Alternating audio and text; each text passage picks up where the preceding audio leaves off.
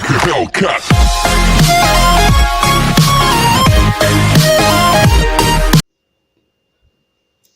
Hello friends, आज की हमारी वीडियो का टॉपिक है इंडियाज़ फॉरेन ट्रेड।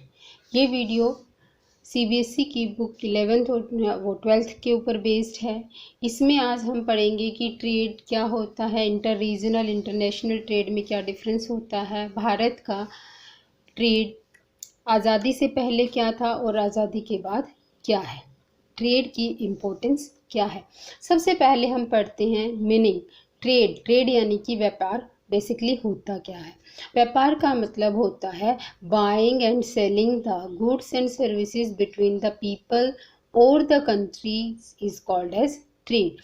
जब हम किसी भी चीज़ को या किसी भी सेवा को एक दूसरे देश के साथ, एक दूसरे लोगों के साथ सेल या परचेज करते हैं, उसको ट्रेड कहा जाता है। ट्रेड फिर दो तरह का होता है, एक है आपका इंटर रीजनल ट्रेड, एक होता है आपका इंटरनेशनल ट्रेड। इंटर रीजनल का मतलब है कि दो रीजन्स के बीच में, यानी कि दो स्टेट्स, एक ही कंट्री की दो स्टेट्स हैं, जैसे ये भारत है, भारत की दो स्टेट्स के बीच में आपस में जो होने वाला व्यापार है, जैसे कि ये सपोज कीजिए पंजाब है और ये है हरियाणा।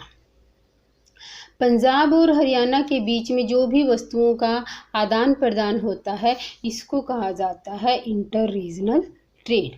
इसमें हम फॉरेन कंट्रीज़ के साथ कोई भी व्यापार नहीं करते। जब हमारे व्यापार की स्थिति बदल जाती है, जब हमारा ट्रेड दूसरे देशों के साथ होना शुरू हो जाता है, डोमेस्टिक जो हमारी टेरिटरीज हैं, जो हमारी बाउंड्रीज हैं देश की, उसके बाहर जब हम दूसरे देश के साथ व्यापार करते हैं तो उसको इंटरनेशनल ट्रेड कहा जाता है। इसमें जो हम वस्तुएं बाहर भेजते हैं उसको एक्सपोर्ट कहा जाता है, और जो वस्तुएं हम बाहर को भेज रहे हैं वो एक्सपोर्ट है, जो बाहर से मंगवा रहे हैं वो इम्पोर्ट है। ठीक है, तो ये होता है हमारा इंटरनेशनल ट्रेड। अब हम बात करते हैं कि जो आपका ट्रेड है, इंटर रीजनल तो है कि चलो हम एक दूसरे की ज़रूरतों को पूरा करते हैं, जैसे पंजाब में है, वहाँ पर जो चीज़ पैदा की जाती है हो सकता है वो हरियाणा में ना हो, तो हरियाणा वाले पंजाब से ले लेते हैं और अपने जो यहाँ पैदा होता है वो पंजाब को दे देते हैं, इस तरह से होता है। लेकिन इंटरनेशनल ट्रेड जो है वो किसी भी देश के लिए क्यों ज़रूरी है? सबसे पहले इंटरनेशनल ट्रेड क्या होने से, जैसे क्या होता है दूसरे देशों में भी हम व्यापार करने लग जाते हैं, तो इससे हमारा बाजार का साइज, मार्केट साइज बड़ा हो जाता है, जिसके कारण हमारे अपने कंट्री में इन्वेस्टमेंट के लिए जो अवसर हैं, इन्वेस्टमेंट अपॉर्चुनिटीज़ जो हैं वो बहुत ज़्यादा बढ़ जाती हैं। जो हमारे रिसोर्सेज हैं उसका फुलर यूटिलाइजेशन होना शुरू हो जाता है। सपोज कीजिए कि हमारा दूसरे देशों के साथ व्यापार नहीं हो रहा, हमारी मशीन की कैपेसिटी जो है ना वो 100 गुड्स प्रोडक्शन की है, लेकिन हमारे देश में, अपने कंट्री में जो है इंडिया में, उन वस्तुओं की डिमांड सपोज कीजिए 80 गुड्स की है। अब हम प्रोडक्शन कितना करते हैं? हम 80 गुड्स का ही करते हैं, 100 का नहीं करते। क्यों? क्योंकि हमारे पास 20 गुड्स ऐसी हैं जिनकी कोई भी डिमांड नहीं होती, यानी कि हम अपनी मशीन का फुलर यूटिलाइजेशन नहीं कर रहे। तो अब यदि फॉरेन कंट्रीज़ के साथ ट्रेड होता है तो हम अपनी मशीन का फुलर यूटिलाइजेशन कर सकते हैं, जो भी सरप्लस चीज़ें हैं उनको फॉरेन कंट्रीज़ में भेज देंगे, क्योंकि वहाँ पर भी उनकी डिमांड हो सकती है। तो इसको कहा जाता है कि जो हमारा मार्केट का साइज़ बड़ा होने के कारण जो हमारी ट्रेड अपॉर्चुनिटीज़ जो हैं वो बढ़ जाती हैं। जब हम ट्रेड करते हैं एक कंट्री से दूसरे कंट्री के साथ, तो हमारा उस वस्तु के उत्पादन में स्पेशलाइजेशन बढ़ जाता है। अब स्पेशलाइजेशन जब बढ़ेगा तो स्पेशलाइजेशन के कारण हमारी लागतें भी कम आएंगी, यानी कि कॉस्ट कम आएगी। अब हम किसी भी चीज़ को स्टार्टिंग से सपोज कीजिए 1000 पर गुड के हिसाब से सेल कर रहे हैं, हमारी गुड की मार्केट वैल्यू जो है ना मतलब 1000 रुपीज़ है। ओके, अब क्योंकि हम उस चीज़ का प्रोडक्शन बहुत बार कर रहे हैं, हमें वहाँ से ऑर्डर मिलने शुरू हो गए, हम अपनी फुल यूटिलाइजेशन के साथ उस चीज़ का बल्क में प्रोडक्शन करना हमने स्टार्ट कर दिया। अब स्पेशलाइजेशन होने के कारण जब हम अपने फुलर रिसोर्सेज का यूटिलाइजेशन कर रहे हैं, स्पेशलाइजेशन हो रहा है तो टाइम भी कम लगेगा। वही चीज़ अब हमें पड़ रही है, पहले हमें उसकी कॉस्ट पड़ती थी 900 और अब हमें उसकी कॉस्ट कितनी होगी, 800 होगी, क्योंकि हम कम टाइम में अपने रिसोर्सेज का फुलर यूटिलाइजेशन करके उस चीज़ का प्रोडक्शन कर रहे हैं। पहले पर गुड में हमें प्रॉफिट होता था 100 रुपीज़ का, अब कितने का हो रहा है, 200 का। तो स्पेशलाइजेशन होने के कारण हमारे अपने कंट्री में भी हमें कॉस्ट कम पड़ती है और दूसरे कंट्री के साथ के कंपैरिजन में भी हम उस चीज़ को सस्ती लागतों पर प्रोड्यूस कर सकते हैं। उसके बाद नेक्स्ट है, इससे हमारी अपॉर्चुनिटीज़ जो है ना वो इंपोर्ट ऑफ गुड्स की at lower cost in the domestic market will also be improve. कि कोई चीज़ हम अपने कंट्री में तो प्रोड्यूस करते हैं 2000 रुपीज़ की, लेकिन फॉरेन कंट्री से हमें वही चीज़ मिल रही है 1500 रुपये की। तो हम क्या करेंगे, ये चीज़ एक गुड जो है ना, सपोज कीजिए ए गुड ए है, ये हमें अपने कंट्री से तो हम प्रोड्यूस करते हैं 1500 रुपये की प्रोड्यूस कर रहे हैं और फॉरेन कंट्री से हमें मिल रही है ये 1000 की। तो हम इसको अपने यहाँ बनाने के बजाय क्या करेंगे, फॉरेन कंट्री से मंगा लेंगे। ठीक है, उसी तरीके से बी गुड है, वो हमें प्रोड्यूस करने में पड़ रही है 800 की और विदेश में मतलब जो दूसरा हमारा इंपोर्टिंग कंट्री है, जो हमारा ट्रेड पार्टनर है, उसको वो चीज़ अपने कंट्री में प्रोड्यूस करने में पड़ रही है सपोज कीजिए 2000 की, तो वो क्या करेगा, वो हमसे मंगा लेगा। तो इस तरीके से ट्रेड जो है ना वो डोमेस्टिक मार्केट के साथ, यदि हमें कोई चीज़ महंगी पड़ती है तो हम उसको फॉरेन कंट्री से लोअर कॉस्ट पर भी इंपोर्ट कर सकते हैं। अब जैसे आपके सामने जीता जाता एग्जांपल है चाइना। चाइना की चीज़ें क्यों हम अपने कंट्री में इतने यूज़ करते हैं, क्योंकि वो हमें अपने कंट्री में प्रोड्यूस करनी महंगी पड़ती है और चाइना से मंगवानी सस्ती पड़ती है, इसीलिए हम उन चीज़ों को चाइना से इंपोर्ट करते रहते हैं, जो कि गलत है। हमें अब आगे से इस चीज़ का ध्यान रखना है, कोई भी चीज़ ऐसे नहीं लेनी। अब उसके बाद है नेक्स्ट, इंडियाज़ फॉरेन ट्रेड। अब जब हम आज़ाद हुए थे, जिस टाइम हम आज़ाद हुए उस टाइम इंडिया का फॉरेन ट्रेड की कंडीशन कैसी थी।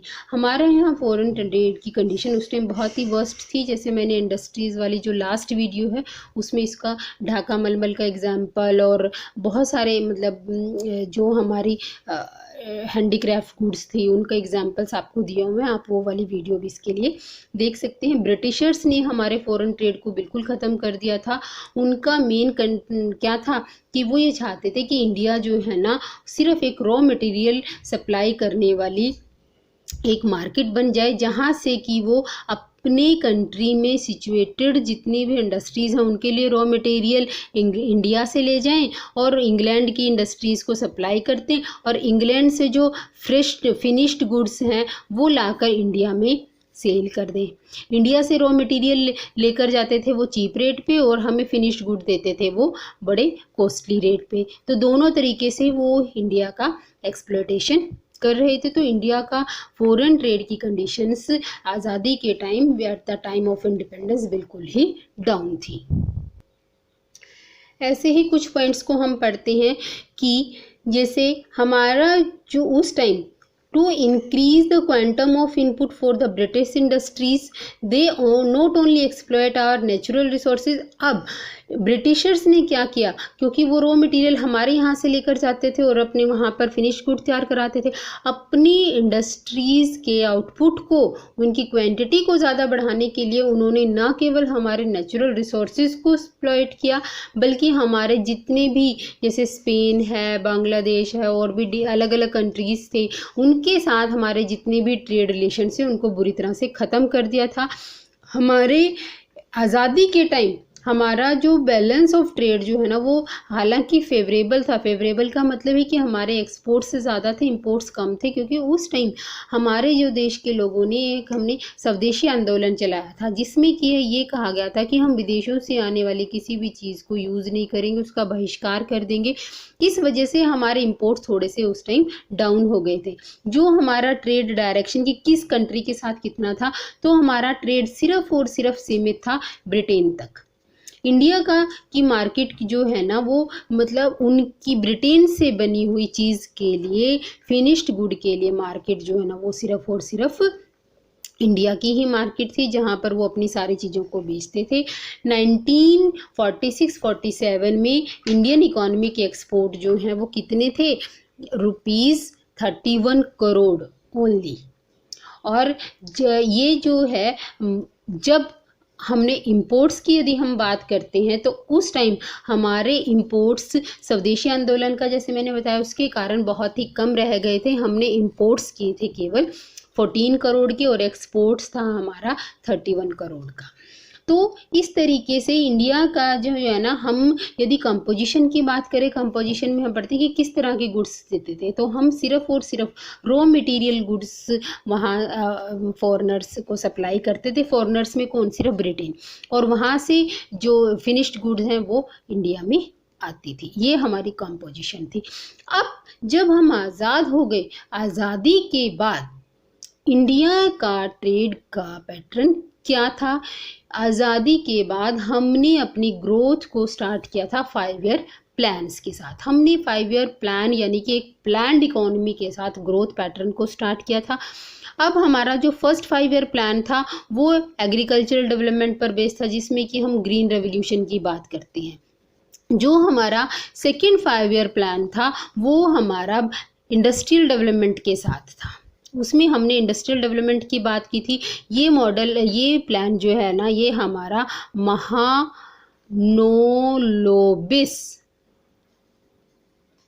मॉडल पर बेस्ड था।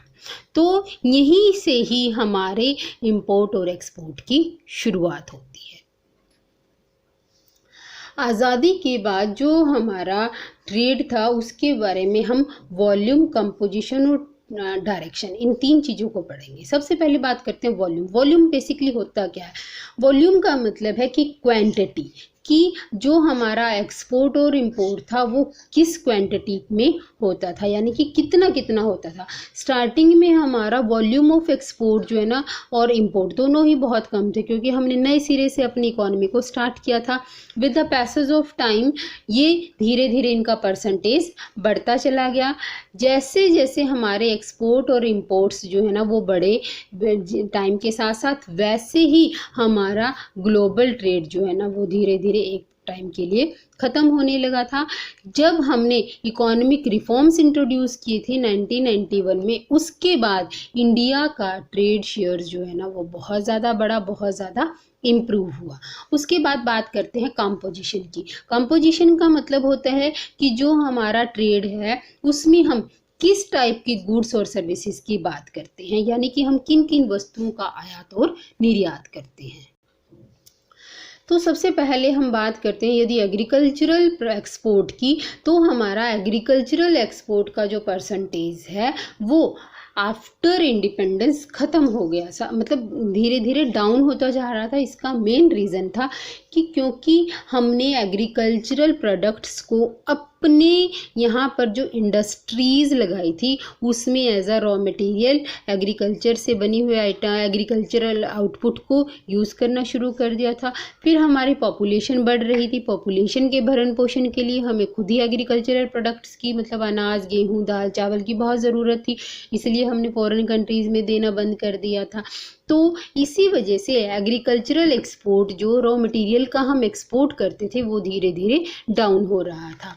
उसके बाद fall in the percentage share of the conventional item, कि इंडियन की जो कन्वेंशनल आइटम यानी कि जो हमारी मेन एक्सपोर्ट आइटम्स थी, जैसे jute, food grains, T, mineral etcetera, इनका भी धीरे धीरे परसेंटेज जो है ना वो डाउन हो रहा था। इसका भी बेसिक रीज़न थे कि ये सारी ज़रूरत की चीज़ें जो है ना ये हमारी पॉपुलेशन को, हमारी खुद की आबादी को भी इसकी ज़रूरत थी, इसलिए हम इनको एक्सपोर्ट नहीं कर सकते थे। पहले हमारा क्या मेन मकसद होता है कि अपनी ज़रूरतों को पूरा करना, उसके बाद जो बचता है उसको एक्सपोर्ट करना, तो इस वजह से डाउन हो रहा था। फिर है कि export of percentage of manufacturing good has increased. अब जैसे मैंने आपको बताया कि हमने सेकेंड 5 ईयर प्लान जो है ना वो इंडस्ट्रियल बेस पर तैयार किया था, तो अब क्योंकि इंडिया में धीरे धीरे इंडस्ट्रीज़ बढ़ती जा रही थी, इसी वजह से हमारा जो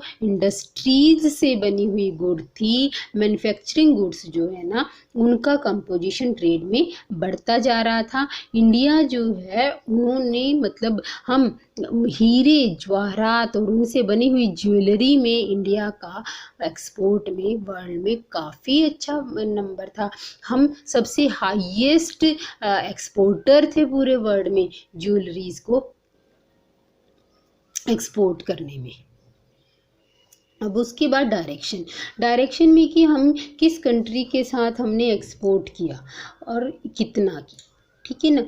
तो नंबर ऑफ ट्रेडिंग पार्टनर, जो लीस्ट ऑफ नंबर, पहले जब हम आज़ाद हुए हमारा सिर्फ और सिर्फ ब्रिटेन के साथ ट्रेड होता था, लेकिन अब ये हमारा टाइम के टाइम जो है ना बढ़ता चला गया। अब हमारे ट्रेडिंग पार्टनर जो है ना वो कौन कौन हो गए थे, UAE, China, USA, Australia, Japan, UK, Korea, Singapore, Iran और बहुत सारे डिफरेंट कंट्री, जिसमें ओसीडी जो है ना वो हमारे लार्जेस्ट ट्रेडिंग पार्टनर रहे। यूएसए जो है ना वो हमारा सबसे बड़ा ट्रेडिंग पार्टनर रहा, जिसमें कि इसके साथ हमने अब इस एट प्रेजेंट जो है ना हम अपने टोटल उसका ट्रेड का 12.52% सिर्फ और सिर्फ हमारा यूएसए के साथ ट्रेड किया जाता है। 2016-17 में इंडिया का एक्सपोर्ट जो है वो यूएसए के साथ 15.3% था, जबकि यूएई के साथ ये 11.3% था और चाइना के साथ 3.7% रहा एक्सपोर्ट। अब हम बात करते हैं इंपोर्ट की। चाइना से हमारा इंपोर्ट सबसे ज़्यादा रहा, ये हम सबको ही पता है कि हम सारे चाइनीज़ चीज़ों के कितने दीवाने हैं। तो चाइना के साथ हमारा इंपोर्ट जो है वो 2016-17 में था 15.9%, जो कि 2020 और 19 में रह गया था 13.7%। यूएसए के साथ 2016-17 में था 5.8%, जबकि 2019 में था ये 6.8%। ये वाला डाटा जो है इधर वाला ये है 2016-17 का और ये है 2019 और 20 का। तो इंडिया की मार्केट में जो मेन डोमिनेंस थी वो थी चाइनीज गुड्स की। इंडिया की मार्केट चाइनीज गुड्स से पूरी तरह से फुल थी और इसी वजह से हमारी मार्केट में आज भी हम चाइनीज प्रोडक्ट्स को बहुत ज़्यादा देखते हैं और बहुत ज़्यादा परचेज भी करते हैं। ये बिल्कुल गलत है। हमें अपने सेल्फ रिलायंस के मोटिव को देखते हुए अपने इंडियन प्रोडक्ट्स को ही परचेज करना चाहिए। अब बात करते हैं कि 1991 को एक डिवाइन ईयर क्यों कहा जाता है। 1991 को डिवाइन ईयर कहा जाता है क्योंकि इस टाइम हमारा जो ट्रेड की मोमेंटम जो है, ट्रेड कंडीशंस वो एकदम से पूरी तरह से चेंज हो गई थी। हमारा वॉल्यूम ऑफ ट्रेड जो है ना उसके 1991 में जब हमने एनईपी इंट्रोड्यूस किया उसके बाद ये बहुत ज़्यादा बढ़ गया था। एनईपी क्या है, इससे कैसे ट्रेड में चेंजेस आए थे, ये हमारी नेक्स्ट वीडियो में हम इसको बहुत अच्छे से क्लियर करेंगे। यहाँ पर हमने मतलब दो चीज़ों को फॉलो किया था, एक एक्सपोर्ट प्रमोशन स्ट्रैटेजी, दूसरा change in inward looking trade strategy यानी कि इंपोर्ट सब्स्टिट्यूशन। एक्सपोर्ट प्रमोशन का मतलब क्या है कि हमने 1990s में ऐसी पॉलिसीज़ बनाई जिससे कि हम एक्सपोर्ट को बहुत ज़्यादा प्रमोट कर सकें। अब इंपोर्ट सब्स्टिट्यूशन क्या है कि जो चीज़ें हम बाहर से मंगवाते हैं उनको बाहर से मंगवाने की बजाय उनके सब्स्टिट्यूट्स को इंडिया में बनाना शुरू करना। तो import substitution strategy refers to the policy under which domestic production of those goods have been increased in the domestic economy rather than importing from the other country. यानी कि जैसे आजकल हम क्या कह रहे हैं कि हमें कोई भी चीज़ चाइना से नहीं मंगवानी, चाइना से जो चीज़ें आती हैं उनको हमें सेल्फ इंडिया में प्रोड्यूस करना है। इसको कहते हैं इंपोर्ट सब्स्टिट्यूशन स्ट्रेटजी। तो इंपोर्ट सब्स्टिट्यूशन स्ट्रेटजी से एक तो हम आत्मनिर्भर हो गए और दूसरा इससे जो है ना हमारी करेंसी भी, फॉरेन करेंसी भी सेव हो गई। अब ये क्यों ज़रूरी है? ये जो है ना स्ट्रेटजी इसलिए ज़रूरी है ताकि हम फॉरेन पे से आने वाली चीज़ों को जो इंपोर्ट जो है ना उसके ऊपर कुछ रिस्ट्रिक्शंस लगा के फॉरेन एक्सचेंज रिजर्व्स को बढ़ा सके। ये रिस्ट्रिक्शंस दो तरह के होते हैं, एक टैरिफ और एक कोटा। टैरिफ्स क्या होते हैं? टैरिफ आर जस्ट लाइक एक टैक्सेस। जो इकोनॉमी में हम डोमेस्टिक इकोनॉमी में जो गुड्स पर मतलब गवर्नमेंट को जो देते हैं एक्स्ट्रा पेमेंट उसको टैक्स कहा जाता है। ऐसे ही फॉरेन से जो हम गुड्स इंपोर्ट करते हैं उन पर जो टैक्स लगता है या जो एक्सपोर्ट करते हैं उस पर जो टैक्स लगता है उसको टैरिफ्स कहा जाता है। कोटा होता है क्वांटिटी फिक्स कर देना, ये एक क्वांटिटेटिव टैरिफ है। इसमें हम डिसाइड कर देते हैं कि हमने फॉरेन से 100 चीज़ें मंगवानी है, उन पर कोई टैरिफ नहीं लगेंगे। यदि 100 से ज़्यादा मंगवाओगे तो फिर आपको कस्टम ड्यूटीज़ पे करनी पड़ेगी, वो होता है कोटा। तो हमने टैरिफ्स और कोटास के थ्रू जो है ना इंपोर्ट सब्स्टिट्यूशन पॉलिसी जो है ना उसको सक्सेस बनाने की कोशिश की।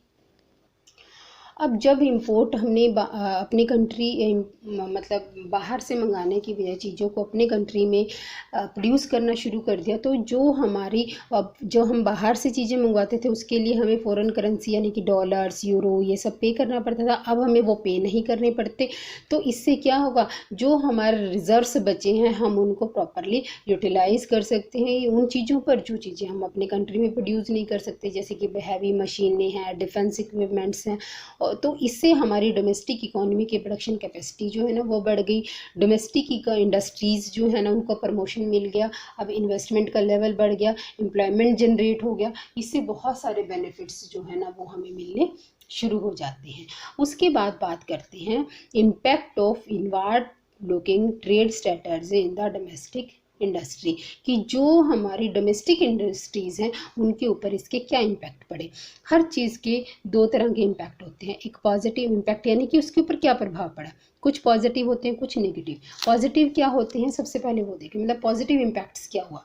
सबसे पहले कि इससे इंडस्ट्रीज़ ग्रोथ हुई, इंडस्ट्रीज़ की ग्रोथ बड़ी तेज़ी से हुई, बहुत सारी अलग अलग इंडस्ट्रीज़ जो है ना वो एस्टेब्लिश हो गई। जो इंडस्ट्रीज़ की जीडीपी में कंट्रीब्यूशन 1951 में 12% था, वो 1991 में कितना हो गया था, 25%। इससे स्ट्रक्चरल ट्रांसफॉर्मेशन होगा। स्ट्रक्चरल ट्रांसफॉर्मेशन का मतलब है कि इंडस्ट्री जो हमारी इकोनॉमी पहले एग्रीकल्चरल बेस्ड इकोनॉमी थी, एग्रीगेरियन इकोनॉमी थी, अब वो इंडस्ट्रियल बेस्ड मैन्युफैक्चरिंग इकोनॉमी में कन्वर्ट हो गई। हमारे लिए बेटर अपॉर्चुनिटीज़ आ गई क्योंकि नई नई ऑटोमोबाइल इंडस्ट्रीज़ सेटल हुई, नए नए जो ये iron and steel industry, cement industries, बड़े अलग अलग इंडस्ट्रीज़ जो है ना वो इकोनॉमी में आई, जिसके कारण एम्प्लॉयमेंट अपॉर्चुनिटीज़ जनरेट हो गई।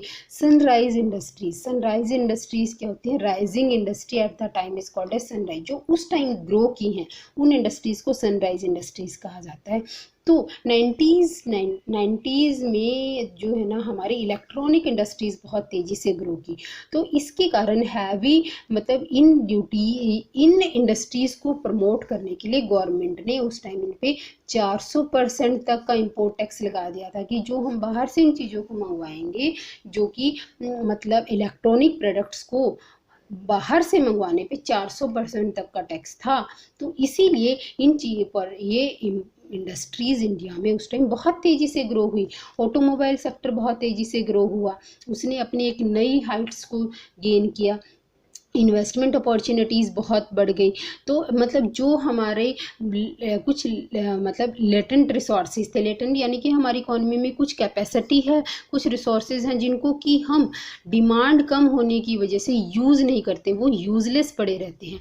उन रिसोर्सेज को अब यूज़ करने का मौका मिल गया था, क्योंकि इंडस्ट्रीज़ आ रही थी, इंडस्ट्रीज़ के आने से इन चीज़ों की डिमांड बढ़ रही थी। ये थे इसके पॉजिटिव, नेगेटिव इम्पैक्ट्स आप पढ़ेंगे और इसके पॉइंट्स मुझे कमेंट बॉक्स में कमेंट करके बताइए कि जो आपकी ये इंपोर्ट सब्स्टिट्यूशन स्ट्रेटजी है इसकी इकोनॉमी पर क्या नेगेटिव इम्पैक्ट पड़े। और हम नेक्स्ट वीडियो में पढ़ेंगे NEP, न्यू इकोनॉमिक पॉलिसीज़। तब तक वीडियो देखिए, लाइक कीजिए, शेयर कीजिए, सब्सक्राइब कीजिए। Thank you.